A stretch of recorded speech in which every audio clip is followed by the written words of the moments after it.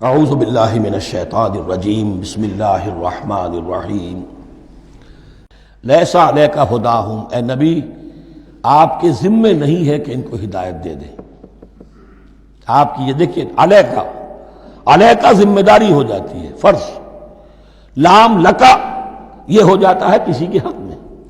القرآن حجت لکا او علیکا، یا یہ قرآن تمہارے حق میں حجت ہے، یہ شفاعت کرے گا تمہاری قیامت کے دن اگر تم نے اسے مانا جیسے کہ ماننے کا حق ہے، پڑھا جیسے کہ پڑھنے کا حق ہے، عمل کیا جیسے کہ عمل کرنے کا حق ہے، پھر اس کی دعوت و تبلیغ کی جیسے کہ اس کا حق ہے، تو یہ تمہارے حق میں حجت ہوگا۔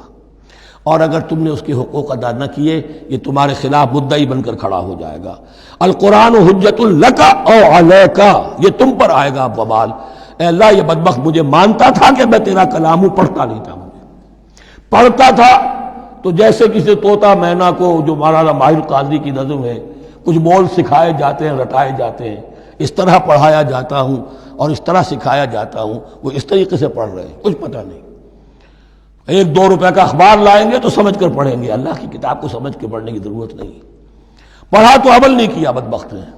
ما آمن بالقرآن من استحل محارمہ، تو لام اور علا کا یہ استعمال ذہن میں رکھیے۔ لیس علیک ہداہم، آپ پہ ذمہ داری نہیں ہے ان کی ہدایت کی، آپ پر ذمہ داری تبلیغ۔ ہم نے بھیجا ہے آپ کو، انا ارسلناک بالحق بشیرا ونذیرا ولا تسأل عن اصحاب الجحیم، یہ آیت ہم پڑھ چکے ہیں پہلے حصے میں۔ ولکن اللہ یہدی من یشاء، وہ تو اللہ تعالیٰ ہدایت دیتا ہے جس کو چاہتا ہے۔ وما تنفقوا من خیر فلانفسکم، اور جو بھی خیر، جو بھی بھلائی، جو بھی مال تم خرچ کرو گے وہ تمہارے اپنے لیے بہتر ہے، تمہیں اجر و ثواب ملے گا، تمہیں کو مل جائے گا 700 گنا 1400 گنا۔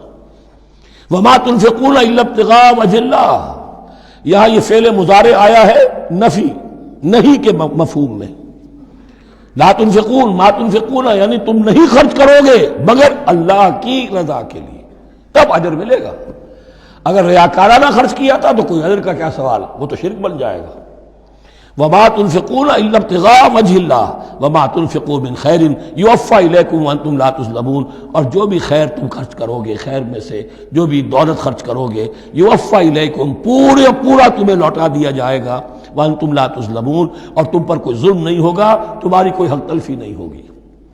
اب آیا ہے آخری ٹیپ کا بند۔ انفاق فی سبیل اللہ کا سب سے بڑھ کر حقدار کون ہے؟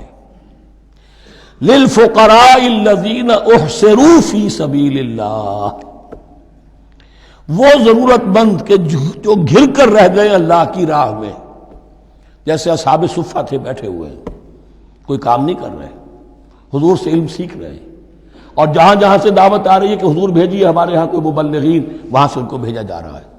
اب وہ معاش کی جد و جہد کرتے تو یہ تعلیم کیسے حاصل کرتے؟ یا اسی طرح دین کی کوئی خدمت ہے، کوئی آپ نے تحریک اٹھائی ہے، اب اس میں آپ کو کچھ نہ کچھ کارکن تو چاہیے، ان کارکنوں کی بھی تو آخر معاش کا ہے درسا۔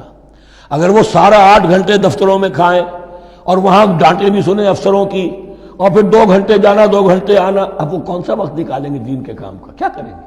کہاں سے وقت آ جائے گا؟ کچھ لوگ تو ہونے چاہیے جو ہمہ وقت لگ جائیں، لیکن ہمہ وقت تو لگ گئے، لیکن پیٹ تو ان کے بھی ہے، اولاد تو ان کے بھی ہوگی۔ للفقراء الذین احصروا فی سبیل اللہ، جو گھیرے میں آ گئے ہیں اللہ تعالیٰ کی راہ کی جد و جہد میں، جہاد فی سبیل اللہ کی سعی میں، وہ اس طریقے سے مصروف ہو گئے ہیں، لا یستطیعون ضربا فی الارض، اب وہ زمین میں گھوم پھر کر تجارت کرنے کی ان کے اندر ان کے پاس وقت ہی نہیں ہے، نہیں چل پھر سکتے زمین میں اپنی معاش کے لیے۔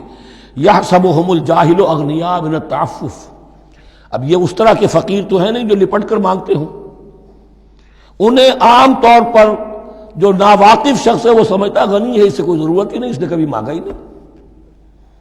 لیکن اس نے مانگا اس لیے نہیں ہے کہ وہ اس طرح کا سائل نہیں ہے، اس طرح کا وہ سوالی نہیں ہے، وہ فقیر نہیں ہے، وہ تو اللہ کے دین کے لیے اپنے آپ کو اس نے لگا دیا ہے۔ یہ تمہارا کام ہے کہ دیکھو، یحسبهم الجاہل اغنیاء من التعفف، وہ جو مانگنے سے رک رہے ہیں اپنی عزت نفس کی حفاظت کی خاطر، اس کی وجہ سے ناواقف آدمی سمجھتے ہیں کہ تو غنی ہے، اسے کوئی ضرورت نہیں ہے۔ تعرفهم بسیماہم، تم پہچان لوگے انہیں ان کے چہروں سے۔ ظاہر بات ہے کہ فقر کا احتیاط کا اثر چہرے پر تو آ جاتا ہے۔ اگر آپ کو نیوٹریشن صحیح نہیں مل رہی ہے تو ظاہر بات ہے چہرے پر اس کا اثر ہوگا۔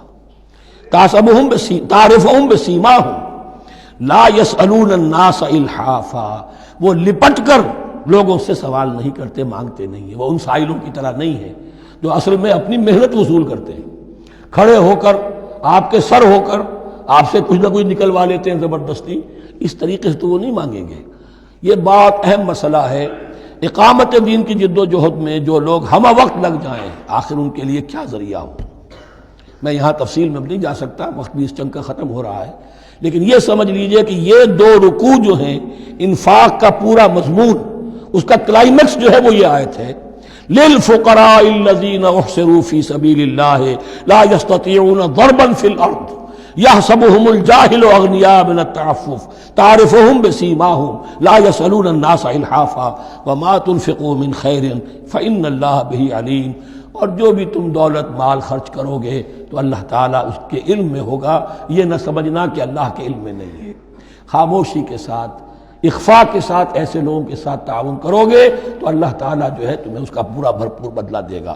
صدق اللہ العظیم۔